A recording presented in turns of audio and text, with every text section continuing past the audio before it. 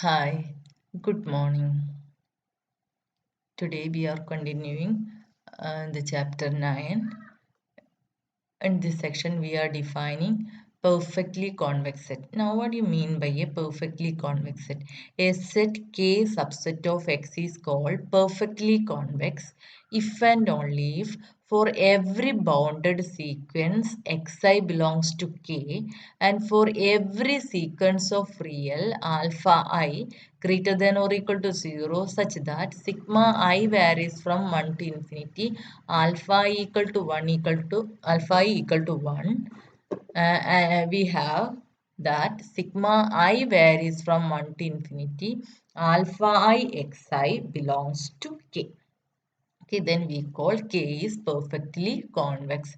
If you take any bounded sequence Xn and any sequence of reals alpha which satisfies the condition sigma I varies from 1 to infinity alpha I equal to 1, then we have sigma I equal to 1 to infinity alpha I xi belongs to K. Okay. Just move to one example.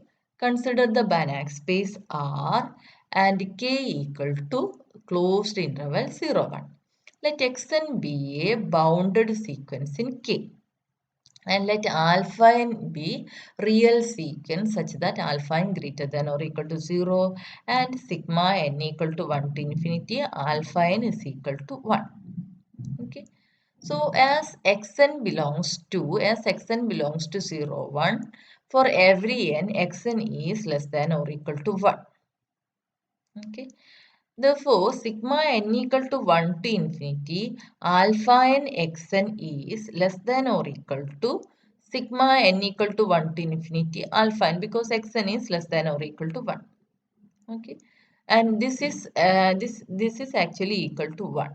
Therefore, what we get sigma n equal to 1 to infinity alpha n xn is less than or equal to 1.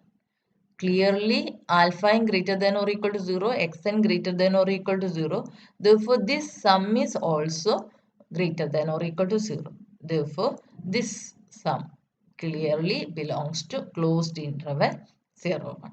Therefore, K equal to singleton set 0, 1 is perfectly convex. Clear? If you take any xn and any alpha such that this condition holds, then sigma n equal to 1 to infinity alpha n xn is also belongs to closed interval 0. Okay, this implies k equal to 0, 1 is perfectly convex. Next, there is a remark. Every perfectly convex set is convex, but the converse is not true in general. I'm giving you this as an exercise. What do you mean by a convex set? If you take any x comma y, there exists a lambda set, lambda x plus 1 minus lambda y belongs to, okay, k, like that. Okay, so you try to prove this result. Now, moving to next definition, let X be a Banach space. Okay, and K is a subset of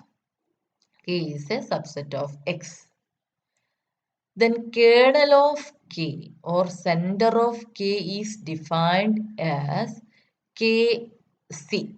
Okay, equal to set of all x belongs to K such that for every y belongs to x, there exists a alpha greater than 0 with lambda y plus 1 minus lambda x belongs to K for all 0 less than or equal to lambda less than or equal to alpha.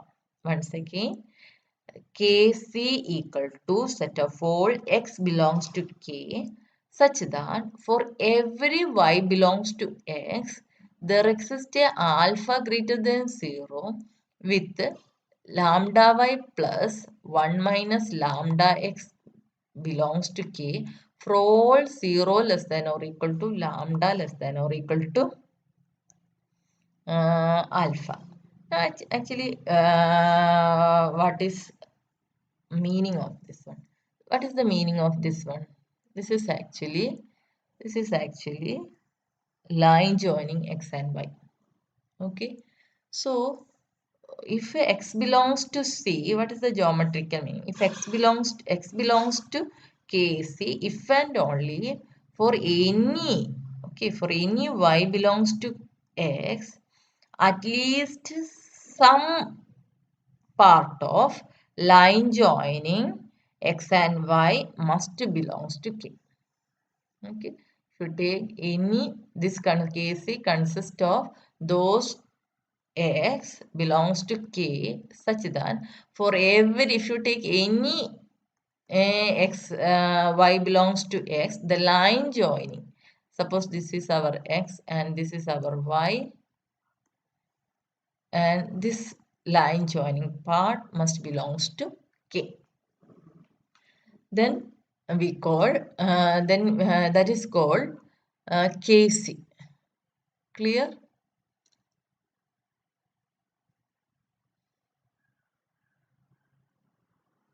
If you take like this, suppose this is our K.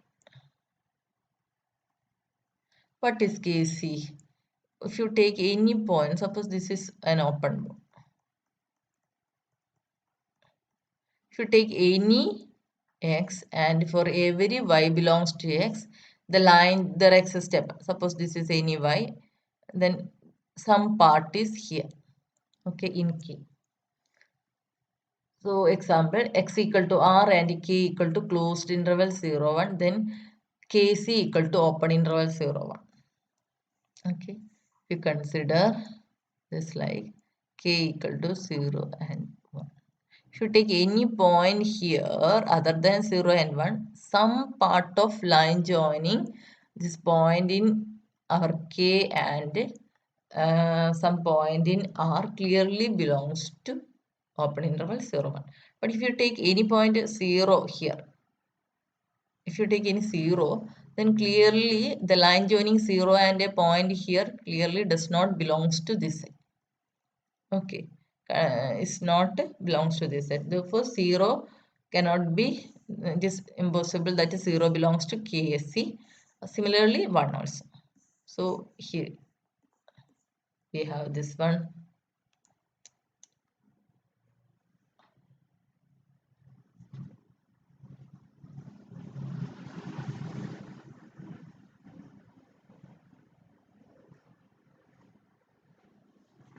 Next example, let X be a Banach space and D is an open board and around O, then DC equal to D. If D is an open board, then center of D is also equal to D.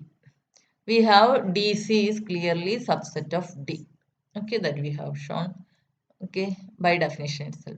Now to prove the converse, let X belongs to D. Since D is open, there exists an epsilon greater than 0 such that Ux epsilon contained in D. Okay, let Y belongs to X. Choose alpha equal to epsilon by 2 into norm of Y minus X. Then for 0 less than or equal to lambda less than or equal to alpha, we have lambda y plus 1 minus lambda x minus x is equal to norm of lambda. Okay, norm of lambda y plus x minus lambda x minus x. X and x cancel. And we get this one. And lambda less than or equal to alpha means this is less than or equal to alpha into, okay. And finally, we get this is less than epsilon by 2 and this is less than epsilon. That means these points, okay, this norm of lambda y plus 1 minus lambda x minus x is less than epsilon implies this element lambda y plus 1 minus lambda x clearly belongs to ux epsilon, okay, and ux epsilon is contained in D. Therefore, this line lambda x lambda y plus 1 minus lambda x is clearly belongs to D. This implies x belongs to DC. Thus, we get D is contained in DC. This implies D equal to DC. Clear? Now, there is another note. In a Banach space, all interior points will be the center. But there exist points in center which are not interior points. That is, K interior is contained in KC, but there exists x belongs to KC such that x not belongs to K interior. An example of this result I will give later. That is not in your syllabus. Just for understanding, I will give you later. Okay. Now there is another notation. We are denoting kx for k minus x. Now there is a result. What is kx is actually, suppose this is our k and suppose some x. Kx means removing one point from k.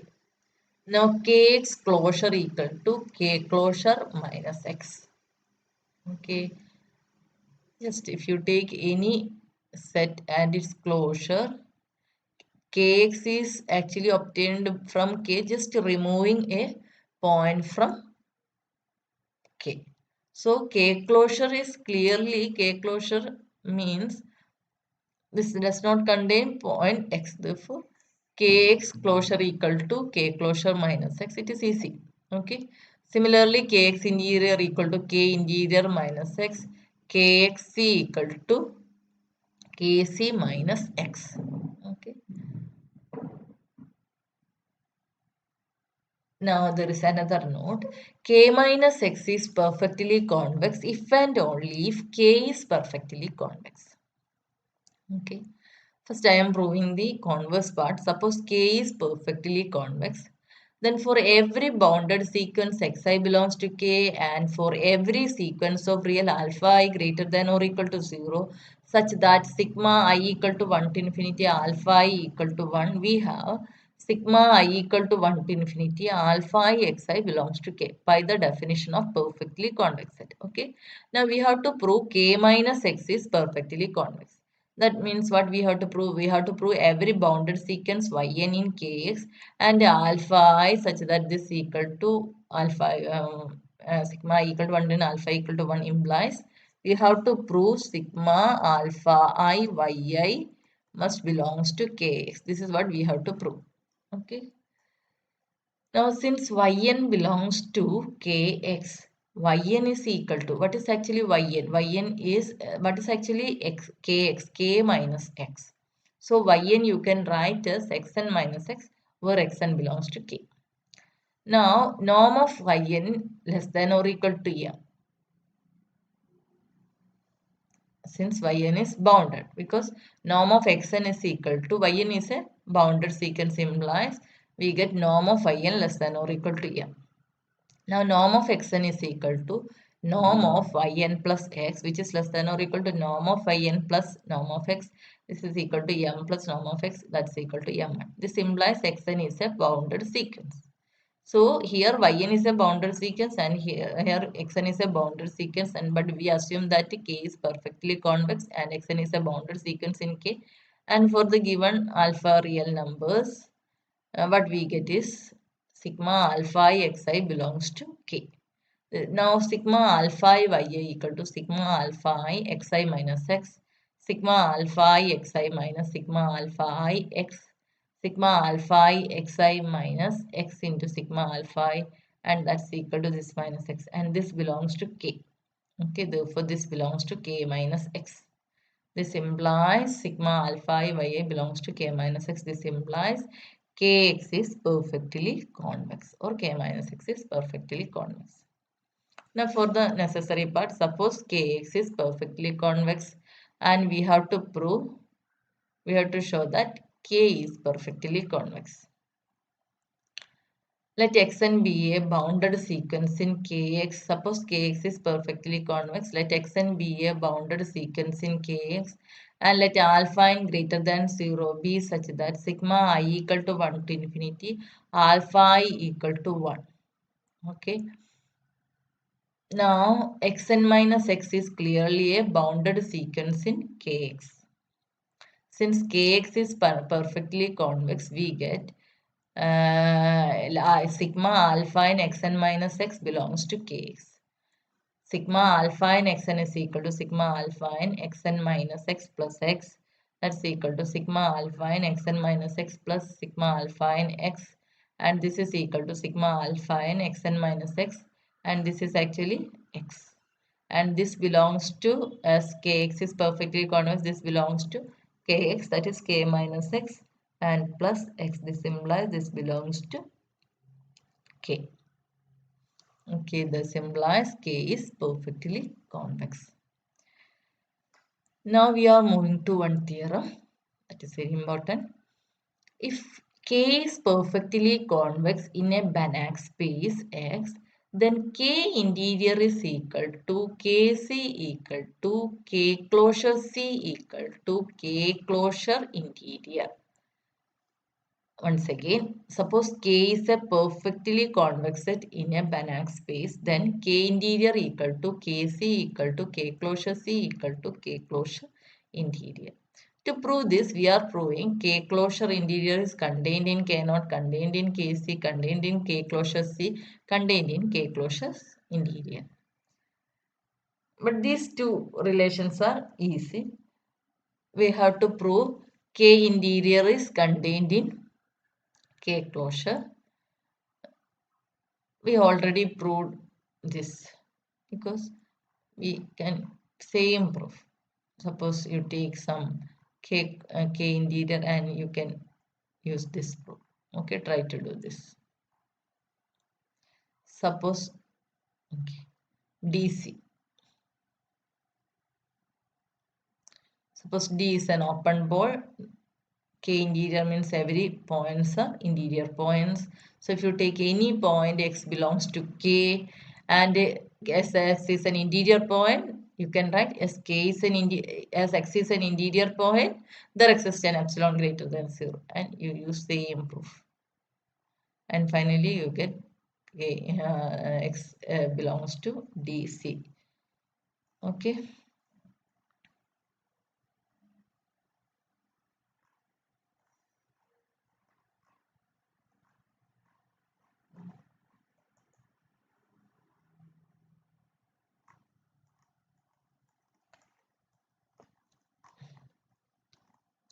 So now what we have to prove? So first inclusion is easy. K interior contained in KC. You try to complete this, okay? Same proof. You take some X belongs to K naught. This implies X is an interior point. That means there exists an epsilon such that U X epsilon contained in K, and you choose alpha equal to epsilon by 2, like that. Mod no y minus x, I think. Okay, like this.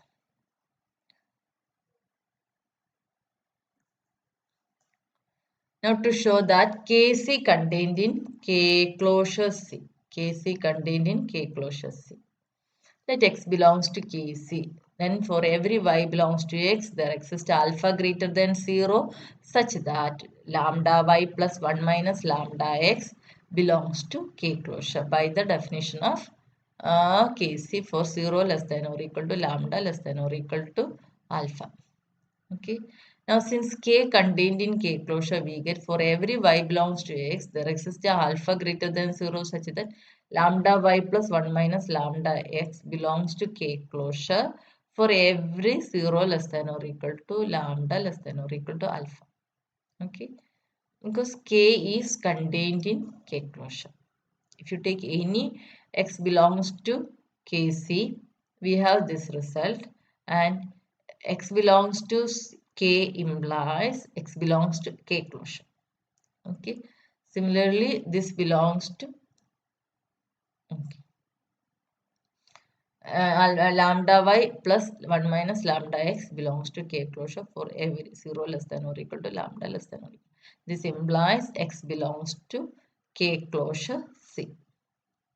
Okay, because we have Kc equal to set of all X belongs to K such that this okay, and K closure, if you take any X belongs to K closure,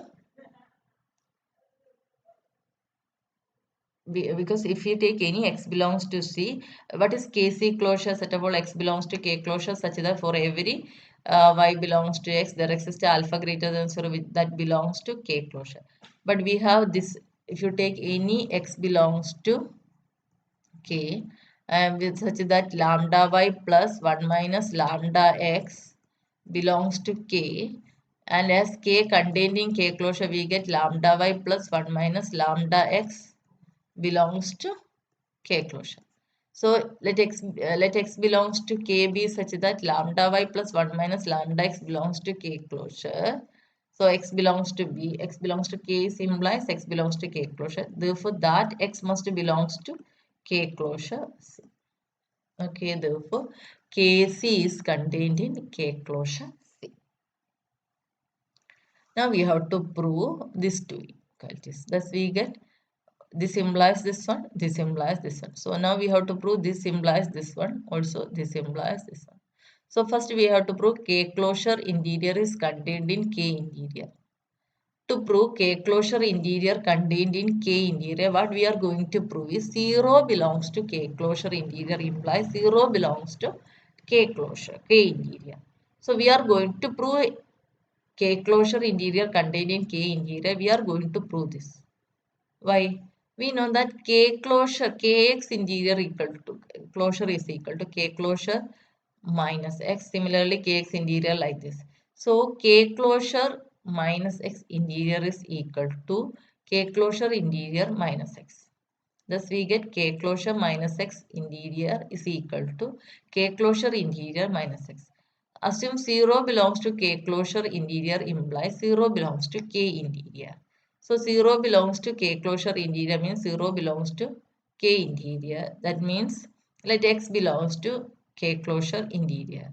This implies X minus X belongs to K closure interior minus X. That means 0 belongs to K closure interior minus X. K closure interior minus X is K closure minus X interior. Okay, that is Kx closure interior. 0 belongs to Kx closure interior implies by this result. Using the same result, 0 belongs to Kx interior. That's equal to 0 belongs to K interior minus X. This implies X belongs to K interior.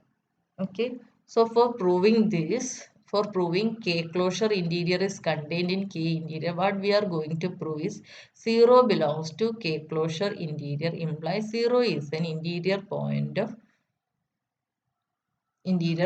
K closure. Okay, to prove this, what we have to prove this, what we are going to prove is there exists a ball containing 0 that is completely contained in K.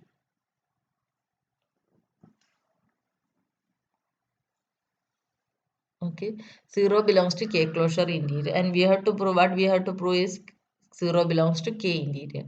So we have to prove d epsilon. If you let d epsilon be an open ball with a radius epsilon 0 centered at a 0, such that d epsilon is contained in K closure.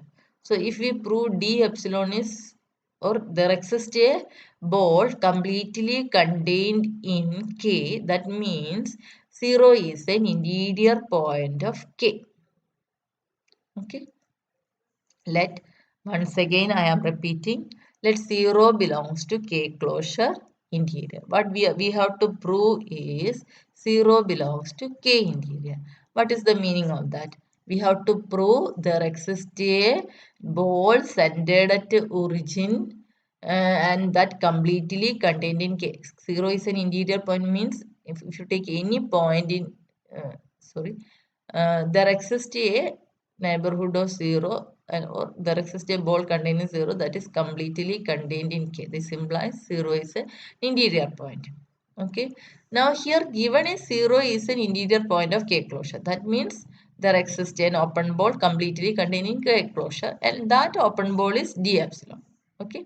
Be an open ball of radius epsilon greater than 0 centered at 0 such that d epsilon is completely contained in K closure. Now the result says that there is a result. This implies d epsilon is contained in K closure intersection D closure. K intersection D epsilon whole closure and which is contained in K intersection D epsilon plus 1 by 2 D epsilon. Okay. So that is our aim. How we prove this one?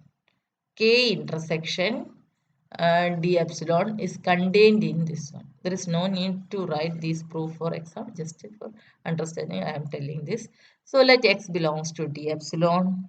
Choose a delta less than epsilon such that dx delta is contained in d epsilon. Okay, so this is d epsilon, this is d epsilon, and you choose some delta such that d epsilon dx delta is some x below dx delta is completely contained in d epsilon. Okay, we are choosing delta. Now since d epsilon is completely contained in k closure, what we get, x belongs to k closure. That means there exists a sequence xn in k such that xn converges to x. That means there exists a n naught belongs to n such that norm of xn minus x less than delta for every n greater than or equal to n naught. Okay, for every n greater than or equal to n naught. Now we have xn belongs to dx delta, and hence we xn also belongs to d epsilon. Therefore we get a sequence in xn belongs to d epsilon, also xn belongs to k. This implies xn belongs to k intersection d epsilon. Okay, and that converges to x. That means x belongs to k intersection d epsilon closure. Okay, so d epsilon is contained in k intersection d epsilon closure. Now let x belongs to k intersection d epsilon closure. That means there exists a sequence xn in k intersection d epsilon such that this condition holds. That means there exists a n naught belongs to n such that norm of xn naught minus x less than epsilon by 2. Okay. Now you can take x as xn naught plus x minus xn naught. This will cancel each other. Okay. Now whatever is xn naught, xn naught is clearly belongs to k intersection d epsilon. And what about this one? X minus xn naught. X minus x naught is actually, you can write this as 1 by 2 d epsilon. Why? This plus 1 by 2 d epsilon means you can write x as some point in d epsilon. Okay. Now what is some point in d epsilon means? If you take x minus xn naught, what happened? X minus xn naught, clearly this belongs to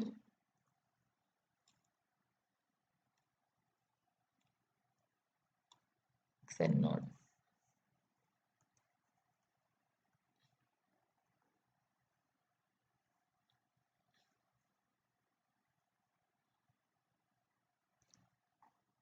Norm of xn naught minus x is less than epsilon by 2.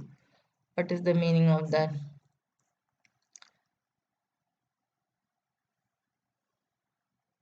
If you take d epsilon centered at, if you take any point here, d epsilon, okay, and what is the meaning of that? You take any point d epsilon here, then clearly norm of that point is clearly less than epsilon. Okay, so if you take, we have this one is x minus x naught is less than epsilon by 2. So what is the meaning of that? This point is x minus x naught is, by definition this is less than epsilon by 2. Okay, that means this you can write as 1 by 2 and d epsilon. D epsilon means this x minus xn naught is less than epsilon by 2, and clearly this is less than epsilon. Okay, therefore you can write like this. Now k intersection d epsilon plus 1 by 2 d epsilon. Now, so K intersection D epsilon closure is contained in K intersection D epsilon plus 1 by 2 D epsilon. Okay.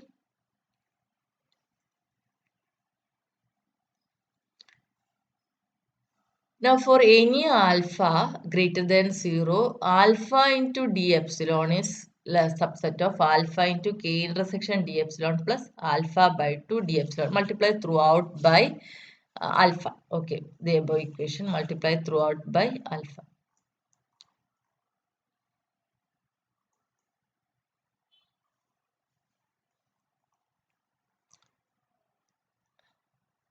Sorry.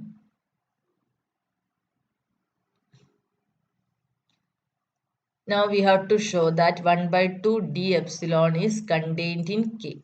So that 0 becomes an interior point of K.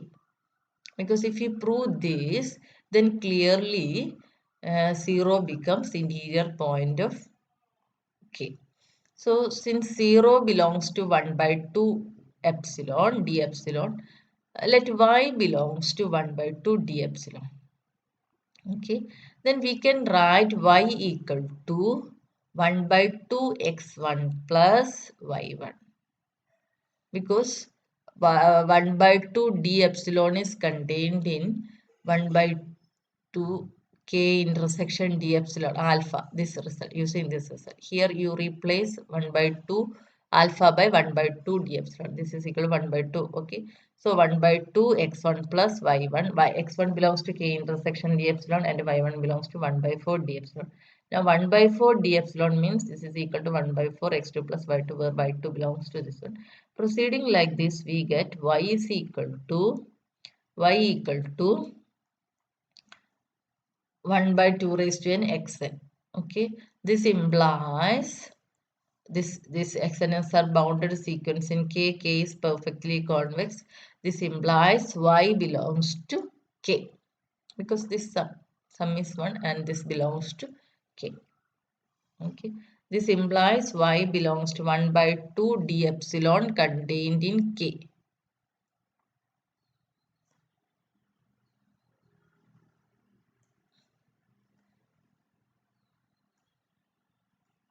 Okay, clear. If you take y belongs to 1 by 2 d epsilon, then we get y belongs to k. Y belongs to 1 by 2 d epsilon. What is actually 1 by 2 d epsilon? D epsilon means this interior. Okay, 1 by 2 d epsilon. Some y belongs to 1 by 2 d epsilon means d epsilon means set of all x such that norm of x less than epsilon. 1 by 2 d epsilon means set of all x such that norm of x less than epsilon by 2. Okay, or 1 by 2 norm of x is sorry 1 by 2 d epsilon means 1 by 2 into norm of x is less than epsilon, that is norm of x is less than 2 epsilon.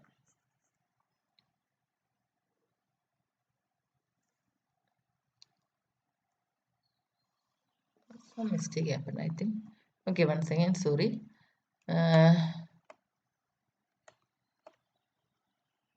suppose suppose some x belongs to d epsilon, then norm of x less than or equal to epsilon. Okay, y belongs to 1 by 2 d epsilon means y is equal to some x by 2 where x belongs to d epsilon. X means norm of x is less than epsilon implies norm of y is less than epsilon by 2. Okay, clear? Once again, y belongs to 1 by 2 d epsilon means y equal to some x by 2. X belongs to d epsilon. X belongs to d epsilon means norm of x less than epsilon. That means norm of y is less than epsilon by 2. So, if you consider this as epsilon board and this is epsilon by 2 board, then clearly this is contained in K. This is contained in K means this point is a 0 is an interior point. Okay, so for this first we take some y belongs to 1 by 2 d epsilon.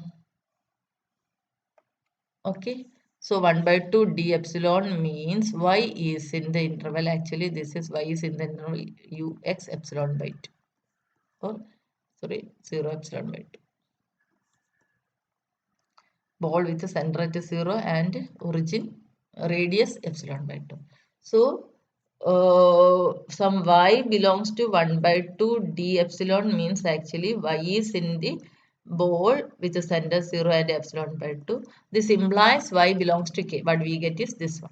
Okay, that means this ball is completely contained in k. That is 1 by 2 d epsilon completely contained in k implies our 0 is an integer point. Therefore, we have this first inclusion. Now, for the second inclusion, for the last inclusion, we have to prove K closure C is contained in K closure interior. So similarly, 0 belongs to K closure C implies 0 belongs to K closure interior. So after proving this, we have this result. 0 belongs, this implies that X belongs to K closure C implies 0 belongs to Kx closure C, and this implies by result Kx closure C equal to Kx closure interior, and that's equal to, if we prove this 0 belongs to K closure C implies 0 belongs to K closure interior, what we get is K closure interior. Therefore, X belongs to K closure. Okay. Therefore, we get this one. So, to prove this result, what we are going to prove is 0 belongs to K closure. 0 belongs to K closure C implies 0 belongs to K closure interior. Let's 0 belongs to K closure C. Then X is equal to union n equal to 1 to infinity n into K closure intersection minus K closure. How we can write this? Let X belongs to X. Since 0 belongs to K closure C, there exists a alpha greater than 0 such that lambda X plus 1 minus lambda 0 belongs to K closure. Okay, for 0 less than or equal to lambda less than or equal to alpha. Now this implies lambda X belongs to K closure for 0 less than or equal to lambda less than alpha. Since X belongs to X, we have minus X belongs to X. Similar process repeating, we get minus lambda X belongs to K. Choose an n such that 1 by n is less than or equal to minimum of alpha and beta, and we get 1 by n x belongs to K closure minus 1 by n x belongs to K closure. X belongs to n K, X belongs to n into minus K closure. That implies X belongs to n K closure intersection n minus K closure. This implies n X belongs to n into K closure intersection minus K closure. This implies X belongs to in union also. Okay, this implies X is contained in this one. Okay, for any set K is a subset of a K closure intersection, all are subset of X. This implies the left inclusion also happens. This implies X equal to this one. Okay, so there is no need to write this proof. You have to just write we have X is equal to union n equal to 1 to infinity n into K closure intersection minus K closure. Okay, so by bare category theorem, X is of second category. If X like this, then X is of second category, meaning that one of the sets, this set is and the above union is nowhere dense. Okay, now by the definition, nowhere dense means for some and the set n into K closure intersection minus K closure is closed and it is not nowhere dense.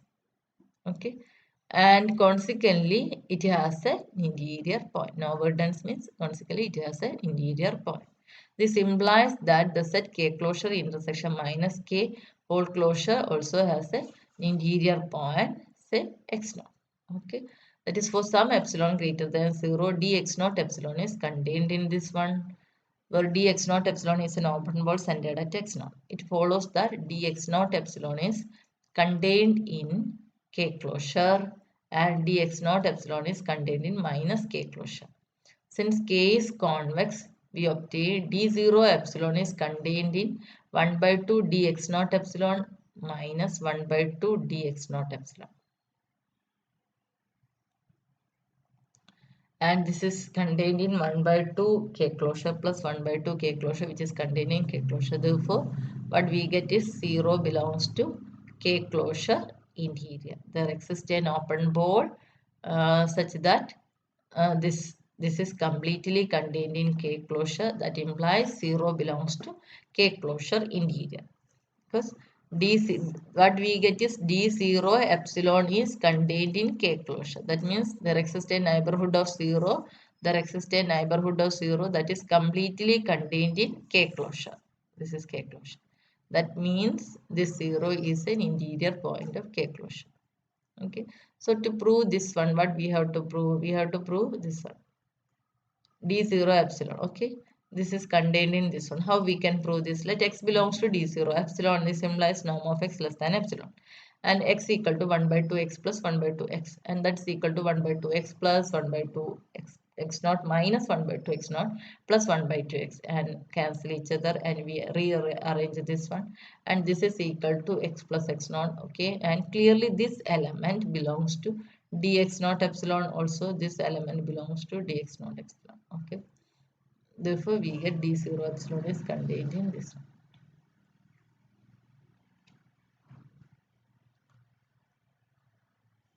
Now let x belongs to 1 by 2 K closure plus 1 by 2 K closure. Therefore x equal to 1 by 2 y plus 1 by 2 z, and this clearly belongs to K closure because K closure is convex. Since y belongs to K closure, y comma z belongs to K closure implies there exists a sequence yn and zn belongs to K such that yn converges to y and zn converges to y.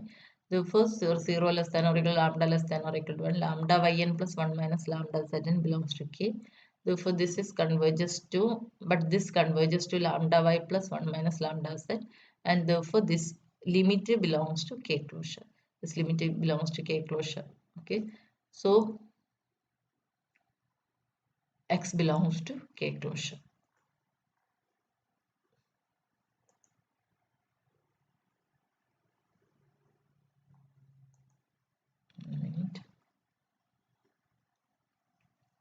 That's what we have proved is 0 belongs to K closure interior. Okay,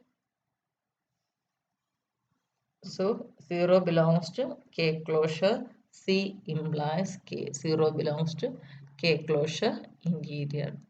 This implies we get final result also. K closure C is contained in K closure interior. This implies all the results are equal. That's all for today.